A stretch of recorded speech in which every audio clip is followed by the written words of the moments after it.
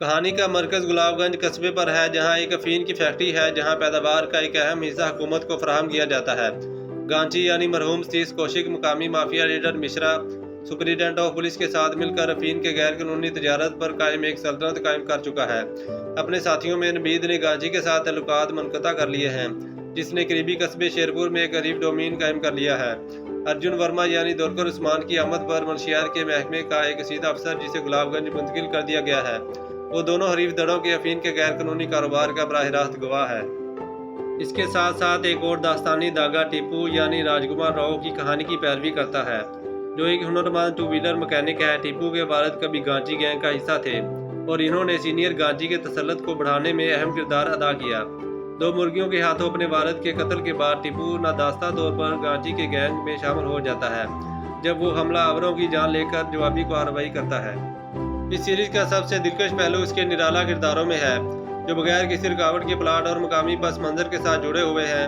مرحوم ستیش کوشک سینئر کی تصویر کشی کر رہے ہیں۔ گانچی اس کرائم ڈرامے کی ابتدائی 2 ایپیسوڈ پر روشنی ڈالتا ہے، جو ناظرین کو اداکار کی بے پناہ صلاحیتوں پر حیران ہونے پر مجبور کرتا ہے، جبکہ اس کی صلاحیتوں کی غیر استعمال شدہ گہرائیوں پر افسوس کا اظہار کرتا ہے۔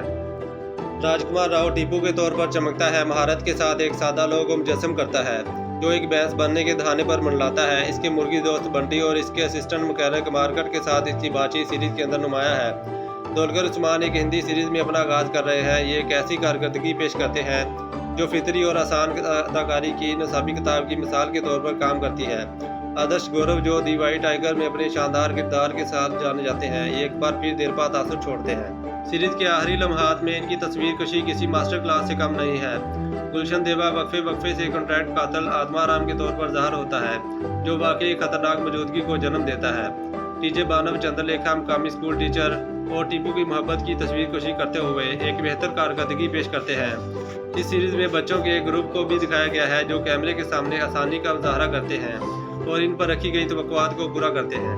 یہ کرائم ڈرامہ تیز رفتاری سے آگے بڑھتا ہے، جس سے آپ کو غور کرنے کے لیے بہت کم وقت ملتا ہے۔ یہ راج اور ڈی کے کی ساکھ کو مخصوص کہانی سنانے والوں کے طور پر بھی مستحکم کرتا ہے۔